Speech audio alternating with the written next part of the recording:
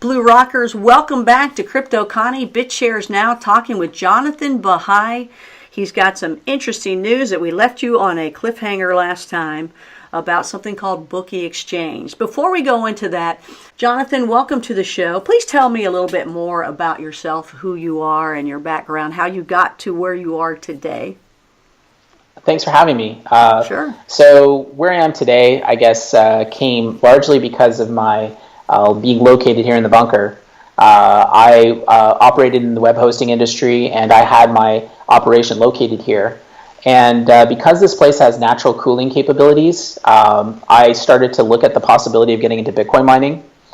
And that, I actually couldn't bring myself to taking the risk of getting into Bitcoin mining at the time after I really looked at it. But in my journey, I ended up learning about Bitshares back then. And so with that, I started to get much more involved.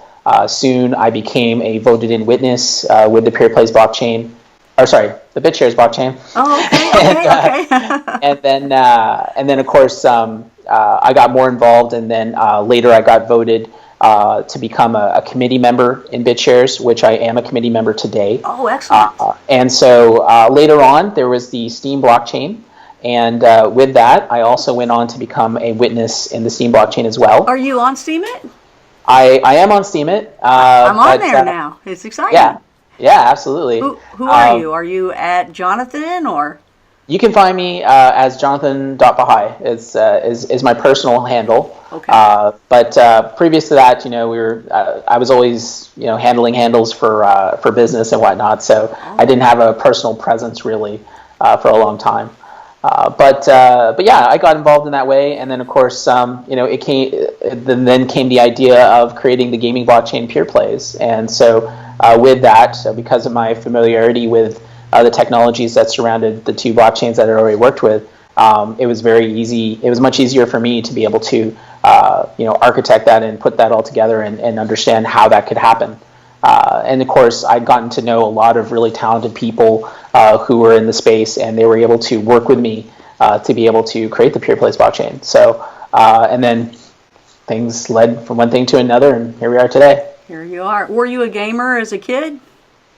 I had my fair share of video games, I think. I think sometime in my early 20s, I realized that if I didn't stop it, I'm not going to get anywhere. So I kind of got off the video games and got into business pretty hard. So yeah. Were you always into computers, even as a young kid?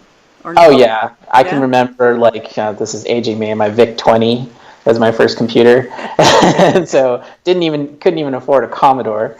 But yeah, and then going on, I can remember my next big update was a 486, and then right out of high school, even when I was in high school, I started building computers and selling them. I was like this little computer hustler around the high school. So you were that kid, yeah. I know those kids. They're all in the industry doing quite well, though. So that's cool. You probably weren't the most favorite kid. That was like they're supposed to be the jocks, right, or something like I don't know. But you guys, y'all are the best. I think you are changing the world for sure. So I'm glad. Tell people about this bunker you're in real quick for those that may have missed one of the other shows with you. What is this? He's in a bunker, everybody.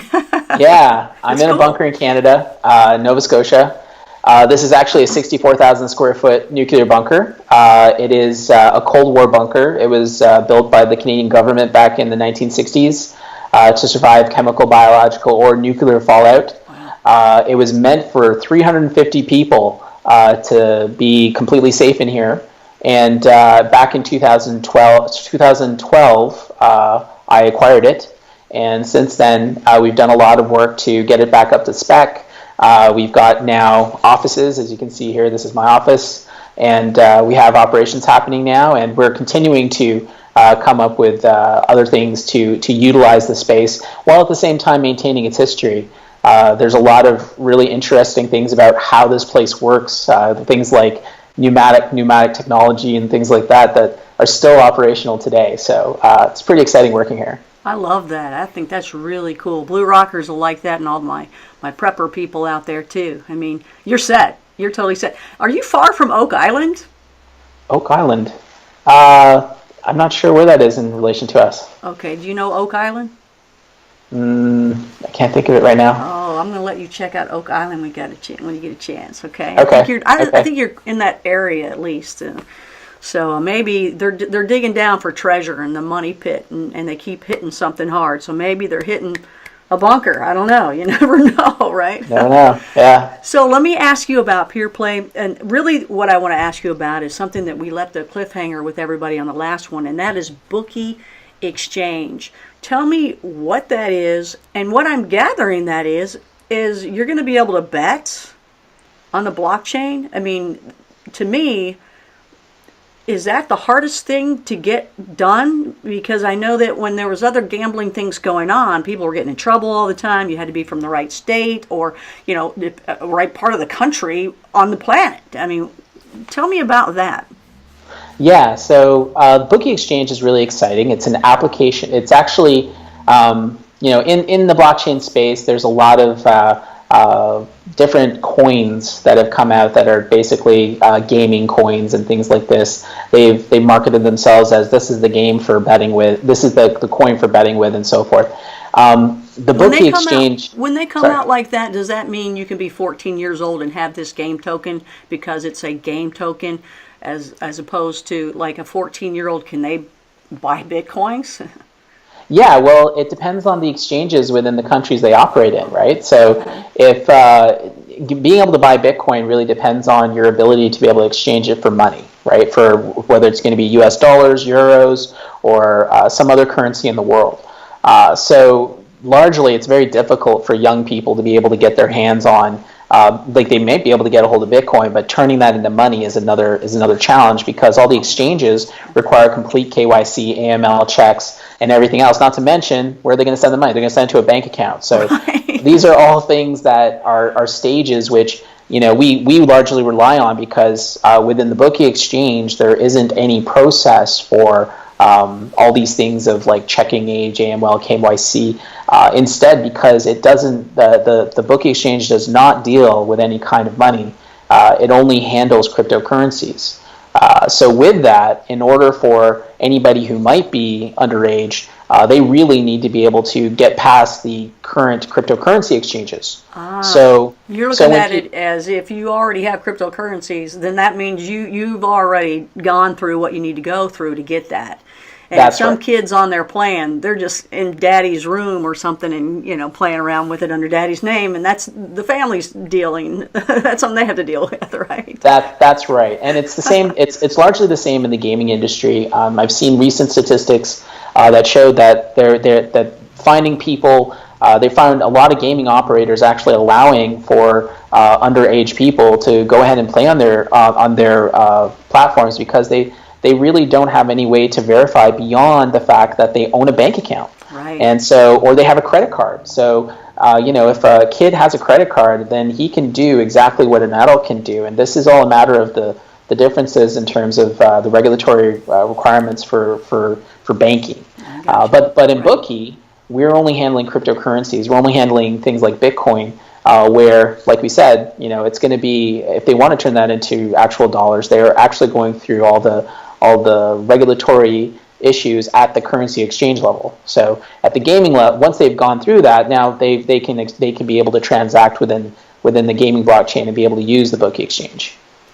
I got you, because there's some kids out there that are fantastic when it comes to that kind of stuff, but they're not old enough to do the other thing. So if I had a real smart kid that was good at that, I'd have all the currency. Honey, help me out. Well, who do you think? What's going to happen here in this game, right? Let him do all that. Then, of course, thanks, kid. Thank you very much. Rub the head, good luck, whatever. And then, cash out myself. So I would take advantage of that. So Bookie Exchange is all sports betting. Right. So it was designed specifically to be able to create sports exchange betting. So unlike in North America, where it's very common to use a bookie per se to place your bets and so forth, something that's become very popular out of Europe is using exchanges. The most popular site out there is called Betfair. You can go there and be able to place. You're able to place not only bets on games, but actually place lays. So you bet against a game actually losing rather than winning. So there's this exchange process, and it makes it much more exciting in terms of what could be possible in the winnings. And so it's a little more sophisticated. It's a little more. It's got lots more opportunities. And so because of that, we decided that would be the way we want to go forward to create something which would have a global marketplace. So it's really important to understand that sports betting as an industry is the largest industry you can imagine. Some estimate it being as much as $3 trillion globally. That's trillion. Yeah. So well, you got NASCAR going on. You can add bowling to that. You can add golf to that. You can add poker to that. You could add so many things to that. Can you also add like the local Little League game that's going on? Absolutely. You have college games. You have at every level. And everywhere around the world. Sports betting's happening everywhere. Yeah. So it's a matter of how is it going to happen in the future? Like, how do we want it to work? Largely, some of the places that have caused it to become illegal in some places is because of all kinds of factors. But at the end of the day, the legality of it is largely tied to the use of the currencies in which are being used, which is, in the U.S. it's U.S. dollars, and Europe it's euros, and so forth. And so the issues that surround it are largely because you can't trust the operators to run a legitimate operation. Right. And it comes down to, like, the middleman is a big problem. Right. Wish they could think that about the banks, but yeah, well, we're waiting on that one. We're right? getting there. We're getting there. Yeah. So really, when you introduce the blockchain, this really changes the playing field, because what's happened now is that you have the blockchain that you're trusting. You're not entrusting a third party in this transaction any longer, and you're able to know that when the betting is done and when the game is over and everything is settled, it's settled inside of a smart contract within the blockchain. It's not somebody who's deciding whether or not you're going to get paid, right? Or whether or not you actually did something or didn't do something. Within the code, it's just if this then that, and it just sees that, executes, and it's done. Right. So this allows for people to be able to participate in a way that's safe. It eliminates the corruption that's within the industry, which is largely why there was all these bans on it put in place. So it's really exciting. Not to mention, it's completely global, which means that $3 trillion that's worldwide, the application of being on the blockchain goes into completely untapped markets. Like, this is like worldwide, places that just have not been able to actually gain access to any kind of online sports betting that currently exists, right? So this is really going to be a game changer, we think, and this is why, initially when we were looking at, okay, how do we introduce Peerplays, how do we gain usership, it became apparent that we needed to create something which was going to reach the mass audiences in a very simple and visceral way that lets them know that they're using something that they can trust, that they can transact with, the same kind of feeling they get from Bitcoin, where they know that they've received Bitcoin, it's their Bitcoin, and when they send it, it's sent, and nothing's going to stop it. So same sort of thing where they can now be able to go and be able to bet on the games that they already bet on a platform that they can trust against at a global level. They don't have to worry about who's placing the bets or whether they're going to be good for it, and this takes away the idea of people being able to bet beyond their means, because once you've placed it, you've actually put down what it is you actually have. You can't make promises. So it's really gonna be very, very big, and we're really hopeful that it's going to become a framework that the rest of the world can look at and say, if we're going to have sports betting, this is the safest and this is the safest way and the way to eliminate corruption in the process.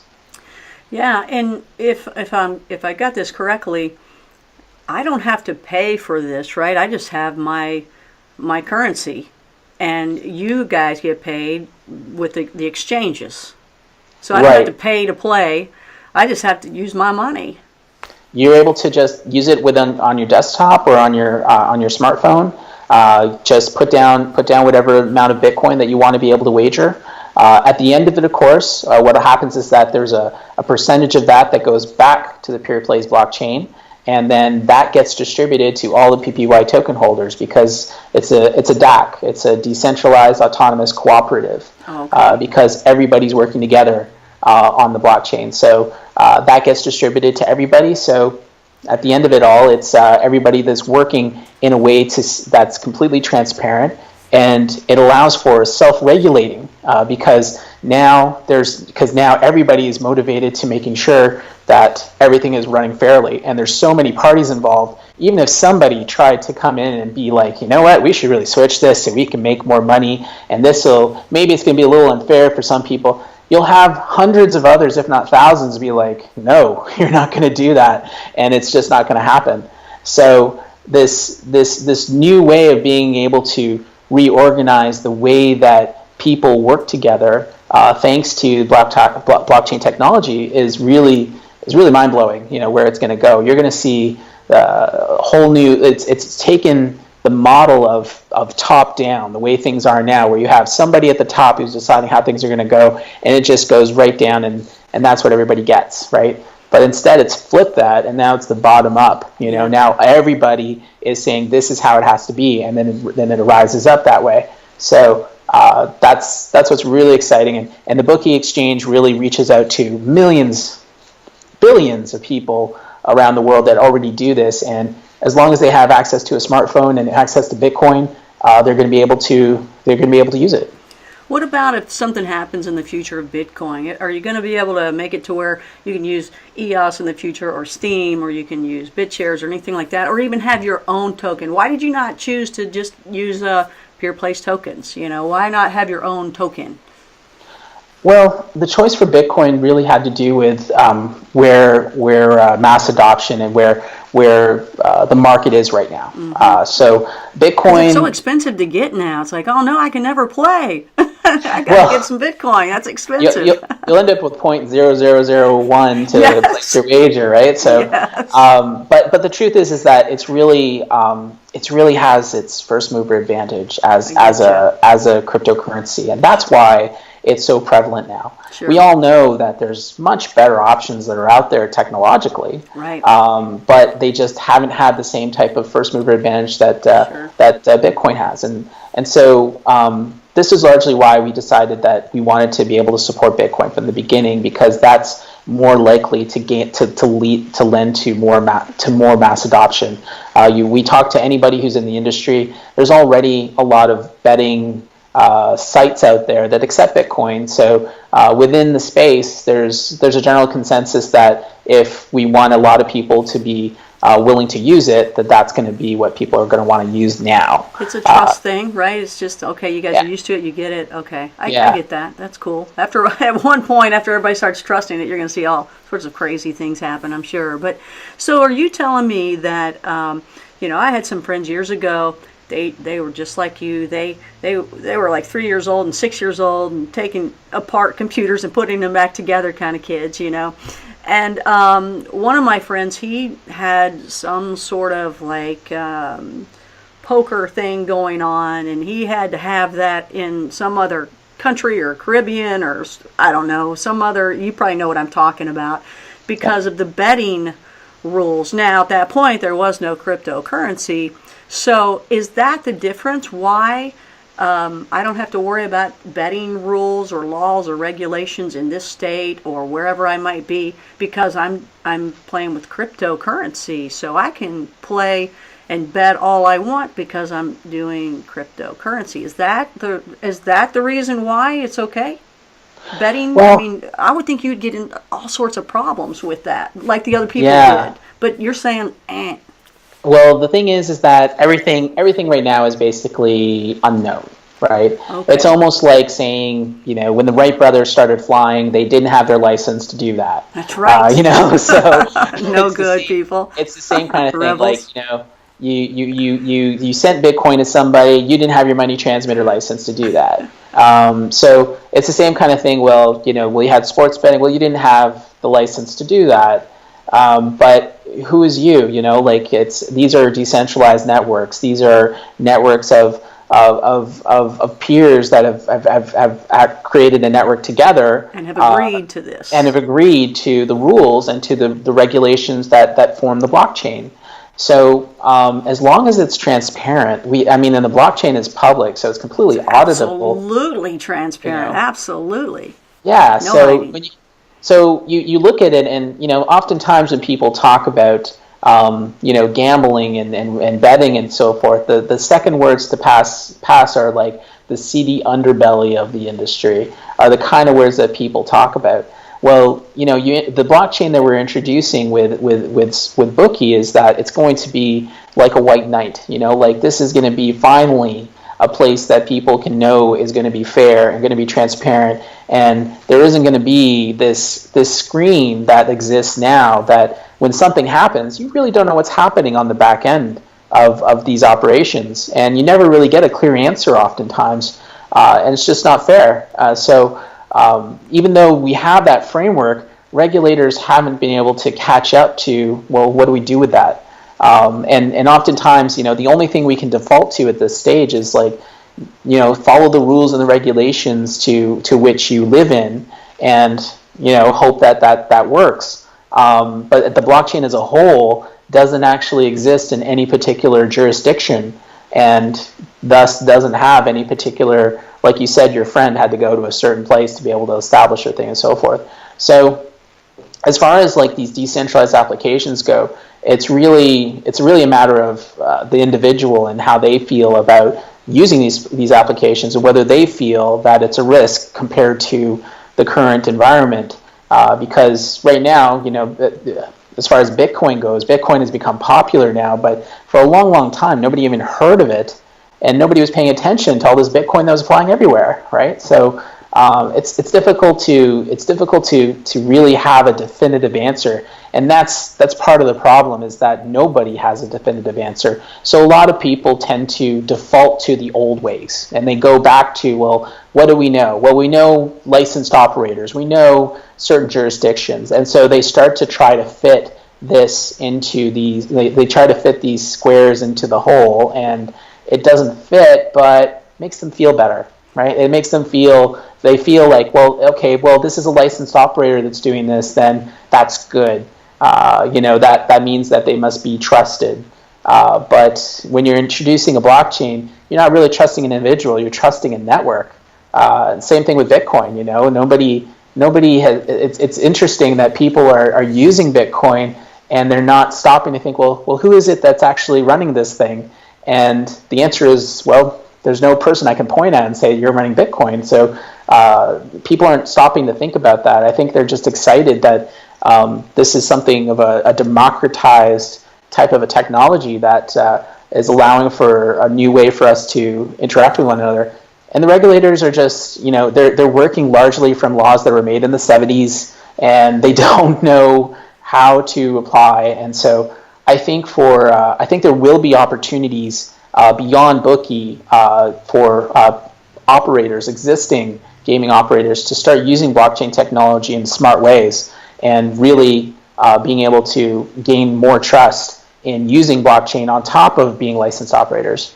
At the end of the day, it really comes down to each individual and what they choose to do. So do you feel that that's going to be your biggest problem, is the betting part of it and the different rules and regulations along the way? You feel like that's going to be the biggest problem, and are you just kind of looking at it like, let's just go for it, because right now it is decentralized as a blockchain and there are no rules, so let's go until the rules are made? Is that kind of how you're looking at it?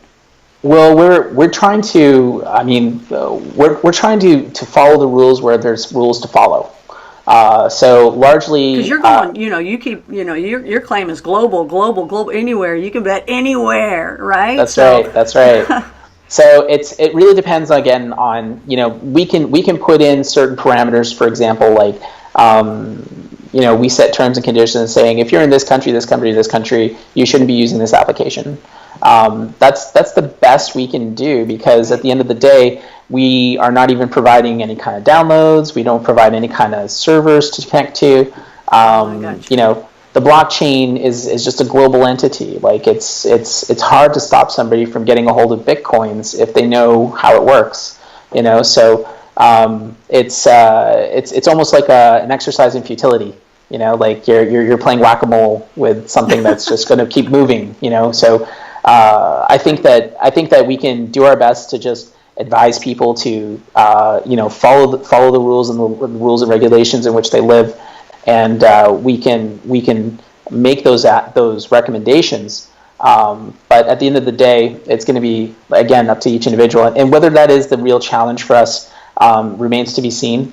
I think you know, we're much more focused on making sure that we're creating something that is going to work really, really well, and really provide an experience that allows people to say, wow, you know, like this is something that I've never seen before, that I'm using it. It feels like, you know, the same kind of experience I have using a sports betting exchange, but it's actually running on a blockchain, it's decentralized, and I can now be able to use as much or as little as I want in this and not have to worry about whether my transactions are going to go the way they should, you know. So it's pretty exciting.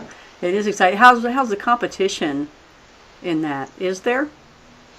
Well, we oftentimes in the blockchain space, there's a lot of people who make a lot of claims, and so often they will say that they're going to do this and that, but where they're really at is really a proof of concept, if not even just an idea.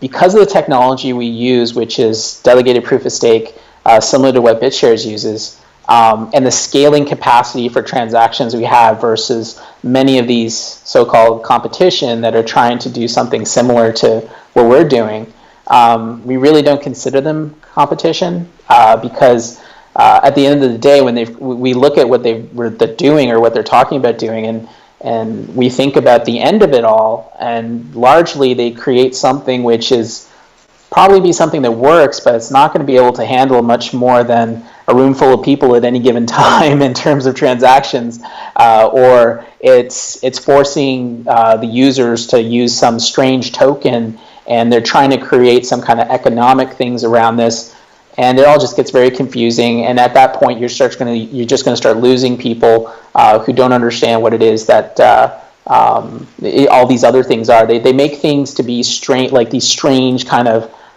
experiments almost, that just go too far away from the user experience. We need to have something that's going to be just simple. People understand that they're there for sports betting. They'll be able to transact easily and just get away from the strange things that a lot of these programmers tend to come up with. They seem like cool ideas, but they weren't really made for the end user, right? And because they're projects in themselves, like they're actually developed for, you know, they're not decentralized projects. They're actually usually where they're going to build something, they're going to launch it on a blockchain. It's not necessarily a decentralized blockchain. You know, it's something that they're going to keep on owning. And in that kind of scenario, again, it's someone's ramming something down your throat again, and they're not going to get it right. So with Bookie, we are working really hard to come up with something that's going to be fantastic, and we've talked to many experts in the industry who've given input on this, and we're really hoping it's going to be a really polished product at the end. But when it goes out there and it's launched on the blockchain, at the end of the day, it's going to be up to everyone who the witness nodes and the PPY holders are going to look at it and go, well, we need this widget here, we need this change there, and it'll be built for the people who use it. Yeah. And that's what's so exciting about decentralized blockchains, is that it allows for the whatever the application is to change with what the people want. You know, instead of the idea of competition, you know, it's like, well, we don't have to think about going to another product. We just build it into our own, right? And so it just continues to mold and grow. Same thing has happened with Bitshares. You know, like it started from a version 2.0, and then since then, there's been all kinds of changes and all kinds of modifications to make it better and make it more like what people want to use. Same thing with STEEM has happened. You know, so all these decentralized blockchains really offer a new way of how, you know, we can organize ourselves and be able to create great things, right? Yeah, and it's looking good. I mean, when I saw what I saw at Bookie Exchange, what is it, bookie.exchange.com? Bookie.exchange. Okay. No .com, just bookie.exchange. Bookie.exchange, okay. When I saw that, I went, wow, this is really cool. So where are you in the stages? I saw that you were trying to get into the beta part of it, or not. It looks like it's a little gray kind of thing, so I don't know where it's at right now. Are you a little behind or ahead of the game? Well, we're actually going to be looking for closed beta testers next month. Okay. So very exciting. So we are on track with what our current roadmap shows. So we're very excited about that. It looks really good. And I got to tell you, I agree in it being trillions of dollars. Absolutely, without even a doubt. I don't know what's after trillion, do you? What's after trillion? Trillions of trillions? I don't know. That's right. Trillions to infinity and beyond. I agree with you on the trillions. And, you know, the interesting thing to me is because of the blockchain, you can put it, you're not spending trillions of dollars to put it together, but you will make trillions of dollars in the end. That's how I'm looking at it. You're putting in very little in comparison to what you're going to get out of it. And you can do Absolutely. A fantastic job with it. Absolutely, and that's also very exciting, especially for all the people who are holding PPY tokens. And this is something that anybody can be able to get a hold of. You know, it's not anybody in the world can be able to go to Bitshares and get PPY tokens and hold that. And when the distribution in the network takes place, they have a piece of it. You know, so it's completely it's cooperative that allows for everybody to be able to participate in it. Different from the way things are now, where every single operator, you know, is making those millions and millions for themselves, and everybody who's the user is just the winners, losers that are at the end of it. So I just keep hearing that song, "I Want to Be Rich" in my background, in my head, you know, because you can be. So what do I need to get out? I need to get PPY tokens, and then I can be a part of all of this as well, right? Exactly. Because I believe in it. I think you're going to do great, Jonathan. I think you're going to do great. I think you already are. So thank you for being a part of Crypto Connie, BitShares Now, and Blue Rock Talk with Connie Willis. It's great to have you as a Blue Rocker. And how can people check this out? Can you let everybody know again where to find you and how to get some tokens? So if you're interested in getting PPY tokens, go to bitshares.org. You can access the wallet there and just create an account really quick and go to PPY. The link down below will get you right there. I got a link right down below for that, so go ahead. Okay. Yeah, and you can go to the PPY BTS net market, which is the most popular market, and be able to buy them with BitShares. You can also buy them with Bitcoin, all kinds of different currencies. So that's where you would probably the best place to get PPY tokens now. For more on the Bookie application specifically, you can go to bookie.exchange, like Connie said earlier. And if you want to know about Peerplays, just go to peerplays.com. And I'd encourage you to actually join our Twitter channels as well. So go to @Peerplays and @Bookie Apps is our Twitter handle for Bookie. Yeah. Excellent. And if you get the tokens, the Peerplay tokens, the PPY tokens, right? Is that also part of being a shareholder for the Bookie Exchange? Yes, you would. I mean, that's the beauty about Peerplays. All the games that exist on it, you receive revenues from all the activity that takes place on the blockchain. So you're not just with Bookie. We're talking about Helmbit earlier. We're talking about launching the 50/50 DApp recently. All these new games that come onto Peerplays. Everyone collectively just gets to be a part of that. It's important though to note that in order for you to receive your profit shares after you bought them in BitShares, you want to download the Peerplays core wallet and transfer your PPYs into your core wallet. Because unless you have your PPY in the Peerplays blockchain, you're not going to see any of that profit sharing. So don't leave it in BitShares Exchange. Okay. Transfer it into Peerplays if you want to be able to partake in that. Well, that would be the reason to buy it, right? So definitely a good point. Thank you. that was pretty big. Thank you very much, Jonathan. I appreciate you being here on Blue Rock Talk with Connie Willis. And I hope that you'll keep us up to date. Will you talk with us again in the future and stuff? Keep getting things going. We'll let people know. This is too much fun, of course. Absolutely great. I love to hear that. Thank you very much, Blue Rocker. Jonathon Baha'i, and more to come here with Blue Rock Talk with Connie Willis and Crypto Connie. 3, 2,